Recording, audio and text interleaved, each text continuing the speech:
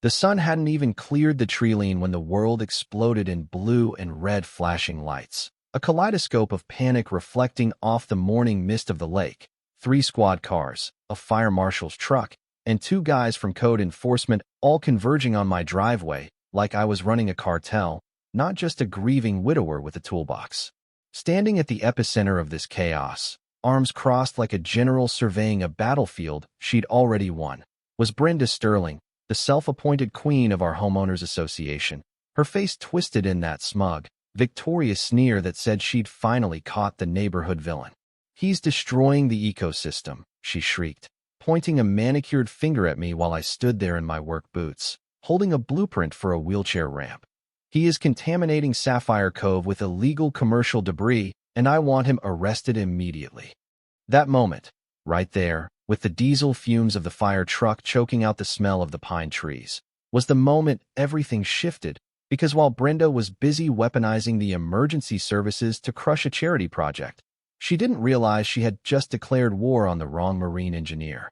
I'm Arthur Art Vance, 58 years old, a guy who spent 3 decades building deep-sea harbor systems. But for the last 3 years, my only job has been talking to a framed photograph of my late wife, Lily, promising her that I wouldn't let her dream die with her. Lily passed away from ovarian cancer, but before she went, she made me promise to use my skills to help the guys coming back from overseas, specifically men like my buddy Sarge, who left a leg in the sandbox, or Lieutenant Emily, who came back with shadows in her eyes so dark she couldn't leave her apartment. Lily believed the water could heal what combat had broken, and she wanted me to build an adaptive sailing center right here on our property, a place where broken warriors could feel whole again, a project we called Operation Second Wind. We live in Sapphire Cove, a gated paradise of 85 homes where the average driveway costs more than most people's college tuition, a place where silence is a currency and the loudest noise is usually the hum of a Tesla or the polite clinking of wine glasses. I share the house with my father-in-law, Frank, who's 84 and drifting through the fog of Alzheimer's, a sweet old man who still asks me every morning where Lily is, breaking my heart fresh before I've even had my coffee. But Brenda Sterling, a 52-year-old social climber who inherited her waterfront mansion and treats the HOA bylaws like religious scripture, decided that disabled veterans didn't fit the aesthetic of her private utopia. She had spent 15 years ruling this neighborhood through a mix of intimidation, gossip, and her husband's high-priced legal connections, creating a web of surveillance where neighbors were terrified to step out of line lest they find themselves on her hit list. When I started driving the first pilings for the adaptive dock, a project that had full clearance from the Army Corps of Engineers, State Environmental, and the county, Brenda didn't see a charity. She saw an invasion of undesirables threatening her property value. The fallout from that 911 call was immediate and catastrophic, a legal tsunami that hit me before the police lights had even faded. By Wednesday, a process server slapped me with a thick stack of documents right in front of Frank, confusing the poor guy so much he spent the rest of the day hiding in his room. It was an emergency injunction claiming I was running an unauthorized commercial enterprise in a residential zone, demanding $1,000 a day in fines, and threatening to seize my property if I drove one more nail. The worst part wasn't the money. It was the isolation, watching neighbors I'd known for a decade cross the street to avoid me, seeing the look of defeat in Sarge's eyes when I told him we had to pause construction, feeling like I was failing Lily all over again. Brenda launched a smear campaign that was military in its precision, spreading rumors on the neighborhood app, Nextdoor, that I was bringing dangerous, unstable individuals into our safe community, even photoshopping images to make my construction site look like a toxic waste dump. My business contacts stopped calling, my suppliers suddenly had delivery issues, and I found myself sitting on the half-built dock at midnight, staring at the black water, wondering how one man could fight an entire community that wanted him gone. But then I remembered something Lily used to say when her chemo got bad. "Art, when you can't go through the wall, you check the foundation." And that's when I realized I'd been playing defense when I should have been doing what engineers do best, analyzing the structural integrity of the opposition. I spent the next 3 days in the basement of the county records office, a windowless dungeon that smelled of mildew and bureaucracy, digging through decades of property deeds, subdivision plats, and easement agreements. I was looking for a needle in a haystack, tracing the history of Sapphire Cove back to when it was just a swamp and a dream. I went through microfiche reels until my eyes burned, drinking coffee that tasted like battery acid, driven by a stubborn rage and the memory of Brenda's smug face. And then, on Thursday afternoon, buried in a misfiled box from the Reagan administration, I found it. A single, yellow document that was about to turn Brenda's world into a smoking crater. It was the original easement agreement from 1982, the legal document that allowed the entire neighborhood to use the access road that crossed my property to get to the lake. The language was specific, brutally clear, and absolutely devastating. Temporary easement for construction access only, expiring December 31st, 1982, with absolutely no renewal clause, no amendments, and no permanent deeded access. I sat there, stunned, reading it 5 times to make sure I wasn't hallucinating from the lack of sleep, realizing that for over 40 years, every single resident of Sapphire Cove, every delivery truck, every luxury SUV, and specifically Brenda Sterling, had been trespassing on my land every time they drove to the water. The realization hit me like a physical blow. They didn't own the road. They didn't own the access. They were guests who had overstayed their welcome by 4 decades, and they had just declared war on the landlord. I walked out of that courthouse feeling 10 feet tall, but I knew that having a piece of paper wasn't enough, not when you're dealing with people like Brenda who have lawyers on speed dial. I needed to know exactly how deep the rabbit hole went, so I drained my savings account and hired Apex Geomatics, the most expensive and ruthless surveying firm in the state, to map every inch of my property line with GPS precision. While Apex was pounding stakes into the ground, I decided to upgrade my home security, installing a 16-camera system with 4K resolution and night vision, turning my property into a fortress of surveillance because I knew Brenda was going to escalate things when she realized I wasn't backing down. And escalate she did. Tires slashed, dead rats thrown in my driveway, anonymous letters threatening to have Frank put in a state home, but I just kept my mouth shut and let the cameras roll. When the survey results came back a week later, I laughed so hard I nearly choked, because the map showed that not only was the road on my land, but the entire HOA clubhouse, the pristine boat launch, and the community beach were all sitting squarely on property titled to Arthur Vance. The survey from Apex Geomatics wasn't just a map, it was a death warrant for the Sapphire Cove Homeowners Association, revealing that under the fixtures doctrine, the $2 million clubhouse they had built, the boat ramp they used for their summer parties, and the manicured lawn where Brenda held her power lunches legally belonged to me because they were built on my land without a valid easement. I took this information to Elena Rossi, a shark of a property rights attorney I found through a veterans network, and watching her read the documents was like watching a kid open presents on Christmas morning. "Art," she said, leaning back in her leather chair with a terrifying grin. "You don't just have a case, you have a nuclear option, because they haven't just been trespassing. They failed to pay property taxes on this common area for 40 years, which kills any claim of adverse possession dead in the water." But knowing I could win in court wasn't enough. Not after they made Frank cry. Not after they spit on Lily's memory. I wanted to expose them. I wanted to show the world exactly who these pillars of the community really were. While Elena started drafting the legal paperwork that would eventually bankrupt them, I went back to my garage and started welding, channeling all my grief and anger into constructing a gate system that was less white picket fence and more military checkpoint. I designed a hydraulic barrier system using repurposed marine salvage parts, heavy steel gates capable of stopping a charging bull, hidden underground on recessed pistons so they could pop up at the push of a button. I worked at night, behind tarps and privacy screens, telling the nosy neighbors I was just upgrading the drainage system, while the cameras I'd installed continued to gather evidence of their harassment.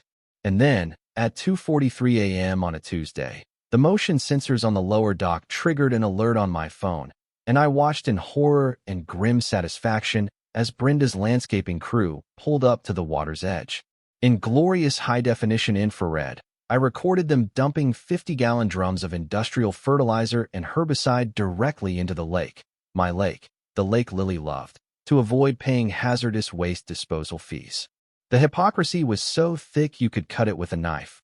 The woman who called 911 because I was contaminating the ecosystem, with a wooden wheelchair ramp, was literally poisoning the watershed under the cover of darkness. I zoomed in on the labels, capturing the skull and crossbones warnings, capturing the license plates, capturing the smug faces of her crew laughing as they poured toxins into the water where my grandkids swam. This was the final piece of the puzzle, the moral high ground that would justify everything I was about to do, turning a property dispute into a federal environmental crime scene. I sent the footage to Elena, who immediately contacted the EPA and the State Wildlife Commission, but we agreed to hold off on the raid until the perfect moment, until the trap could snap shut on everyone at once. That moment was the upcoming Founders Day Gala, Brenda's crown jewel event, a massive 4th of July celebration where 300 residents and local politicians would gather on the community lakefront, which was actually my backyard, for a day of barbecue and speeches about how great they were. The week before the gala, Brenda sensed something was wrong. Maybe she felt the shift in the air, or maybe she just realized I wasn't broken yet, so she tried to buy me off. She asked to meet at a coffee shop on the edge of town, and I went, wearing a wire, listening to her offer me a check for $25,000 from the HOA discretionary fund if I would just drop the veteran project and sign a new easement. She sat there in her designer sunglasses, looking like a budget movie villain, telling me, "We just want what's best for the neighborhood, Art." And frankly, a rehab center brings down the tone. Completely unaware that she was attempting to bribe a man who was currently building a steel cage for her entire social circle. I turned down the money, telling her Lily's dream wasn't for sale, and watching the color drain from her face when I mentioned I'd been looking into the tax records for the clubhouse. She left in a huff, speeding off in her Mercedes, probably to go move more money around to cover her tracks, because as my investigation later revealed, she had been embezzling HOA funds for years to pay for her own landscaping and legal bills. The pieces were all in place: the expired easement, the unpaid taxes, the survey proving ownership, the video of the chemical dumping, and the bribery attempt recorded on tape. On the morning of July 4th, I did my final checks on the hydraulic system, listening to the hum of the pumps like it was Mozart, realizing that this wasn't just revenge, it was justice served cold. The plan was simple. Let them all drive in. Let them park their expensive cars on my land. Let them start their party. And then, when they were all fat and happy and trapped, I would raise the gates and lock them in. I stood in front of Lily's picture one last time, straightening my tie, and whispered, "Watch this, honey.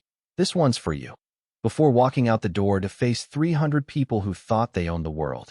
By 2 p.m., the Founders Day Gala was in full swing.